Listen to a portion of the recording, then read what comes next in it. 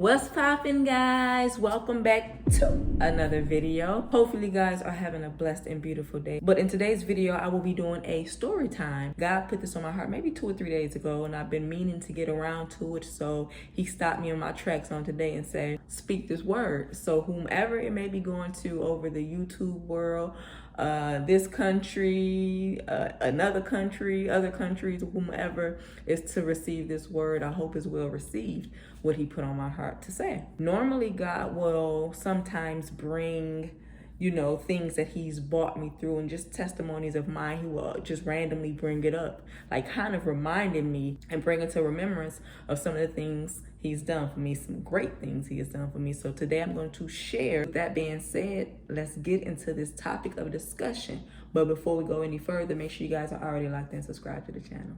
Thank you. Maybe like 18 years ago. Yes, 18 years ago. That sounds so old to me. I sound old. I feel old. 18 years ago, I just graduated high school, and I was just so excited to be out of high school. I didn't want nothing to do with school after that. I felt that I did my due diligence, and that was graduate from high school, handed my mom my diploma, and it's saying like, now I'm ready to do what I wanted to do. So during that time, just a lot of partying and maybe like drinking and things of that nature with my peers and things like that, friends, family, just trying to get that gratification, I guess, of feeling grown because I can make my decisions. I can make my own decisions now. That's what I was thinking. That's what came to mind when I graduated high school. Like, okay, can't nobody tell me or make decisions for me now. Like, I've earned that right too. That's the way I was feeling. Like, I've earned that right since I graduated. So that's the way that I was feeling. So maybe 18, 19, just partying and just doing, teenage stuff. I remember, I think maybe turning 19, going into 20. I remember that people around me were like getting jobs or maybe going back to school or going to school to college for, degrees or becoming a medical assistant or a nurse or scientist or whatever, just, going back and just doing something with themselves. And I remember I told my husband this, I said, babe, I realized once the party was over, what next? Like, what am I to do with my life next, And like I said, everybody else was just, being responsible and just trying to better themselves. So I found myself like the eyeball out while everybody was doing something constructive. Either they were working, school, something to keep their time occupied. So I sat around just thinking like, okay, what's my next move? What's my next move?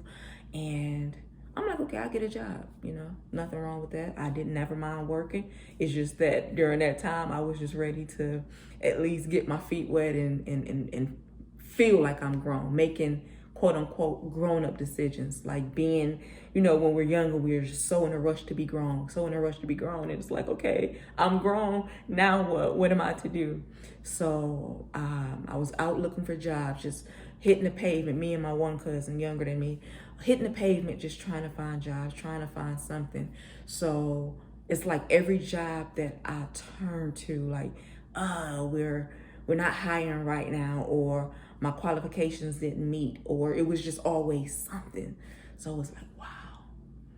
By then I was not into church like that. I wasn't going, but I acknowledged God. I knew he was real. But I began to pray more. Like, God, like, I need you right now. I need at least to get a job to, get some money in my pocket and, to be able to pay my phone bill or to, get me a pair of shoes or something, just, because my mom only did what she could because she had 2 of my younger siblings at the time. So it was like, okay, you grown, you making grown decisions. Okay, well, go get a job and be grown and stuff like that. So she didn't actually say that, but, I kind of got the hint. But, it was just hard. It's like everywhere I turned, it was just like a brick wall. So I remember going back to church a little bit. My mom would go to like Bible study and stuff like that and go to church on Sunday. So I'm like, okay, let me see, what's this thing about? So I remember going one day and I think they were having a revival or something. And I remember, I think a guest preacher, he got up and he started preaching and he looked towards me. He said, he said, God is standing like this with his arms open and you're just going around him like you're doing everything or trying to do everything without him. And he's telling you like, come here, come here. So I never forgot that. But you know, I took that to heat, like, okay, well, I just put that in the back pocket and kept it moving, you know. I had a cousin that worked at a hotel. So she was like, oh, I can get you in. I can get you in. I'm like, really? Okay. I'm like, hook it up. So she knew the manager. All of them was cool. Supervisor, everybody was cool. It took a while, but she kept giving me like, oh, they said they're going to look at your resume. They're going to look at it. They're going to call you. And it just seemed like it was just the runaround. And I knew it wasn't her because I knew she ain't no shady person. Like if she got the juice in the pool, she gonna pull me in. But I felt that it was God's just way of saying like, you know, I'm the one. Come to me, I'm the one. It's just things just start getting like, I don't want to say bad. I'm just praying and praying and praying like, God, just please bless me. Like, bless me with a job. Here I am wanting to work and I can't find no work. It's hard. I'm going out here resume after resume, going on job interviews and just all that stuff. So it's like people, I got connections and that won't work. It's just like, what's going on? So I remember, guys, clear as day, right hand to the Bible. I remember I was laying in my bed, laying in my room, and I heard the enemy speak to me. He said, this is what he said, listen close. He said, I will give you all that you ask for if you just come to me, if you just bow down to me. I will give you everything that you're asking him for. All you gotta do is just come to me. And mind you guys, like I said, I wasn't in church as much as I needed to. I wasn't going on a consistent and regular basis, but I did know, like, I'm not stupid. Like I'm down and out, but I'm not shut out. Like I know my God can provide. And this is what's going on in my mind. So I'm like, no. I literally said it as if he was sitting next to me. Like, no, I'll wait. You know, I'll wait. That's what he told me. He said, you won't have to wait. I will give you everything that you're asking him for, and you don't have to wait. And I said, no, I'll wait. And I promise you, when I said that and started praying more, started seeking him more, started putting him first and acknowledging him in everything that I do, things started to change for me. I promise y'all. I would not lie to y'all. That's what I'm saying. When you've experienced God, can't nobody change your mind about him.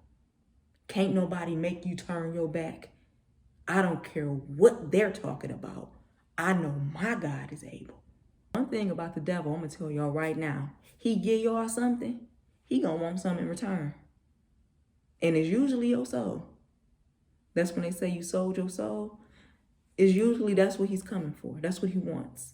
So at least I know with my God, I don't have to go through all that. He going to bless me. He going to bless me regardless. He going to bless me, and all he asks in return for me is just give me praise. Just glorify me, lift me up. And when I heard that, I was just shocked. Like, oh my God, the nerve, the audacity of him. The enemy will try to come when he feel that you are at your lowest, when he feel that all hope is gone, when he feel that you are in a compromising situation and he feel that he can swoop on in. Remember, he comes to kill, steal, and destroy. That's his job. That's his job. So again, as I said, as I started putting God first and trusting in him more, things started to change. I ended up getting a job with my cousin. Like I said, it came at the right time. Ended up getting a job. And after that, I ended up getting my own house, apartment, getting my car, my first car that I bought. And things was just lovely. But I don't know who needs to hear that. Never compromise your faith for materialistic gain. That stuff can be here today and gone tomorrow. Maintain true to who you are and maintain true to who you represent in spite of or despite of what they saying out there. Remain strong, remain humble. Keep your integrity intact. Keep your integrity intact. Never compromise. Never compromise. I don't care what it is or who it's for. Never compromise your relationship with God. Trust me.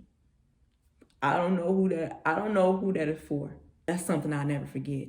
And the way God worked with me, he brings stuff back into remembrance. I don't know if he want some more glory for it, or like it is now, he want me to share this with somebody. But he put it on my heart maybe 2 or 3 days ago. But hopefully whoever it's for, I pray that you receive it. I pray that you hear it. I pray that you receive it. I pray that you share it with somebody that you might think or know that may need to hear this. But never compromise, ever. Always put him first and acknowledge him. Material things will pass away. That stuff don't matter. When you die, you can't take it with you. When you die, you can't take it with you. So again, guys, I pray that you receive this message. Please leave me a big fat like, thumbs up, and make sure you guys subscribe to the channel if you haven't already. All right? See you guys in the next video.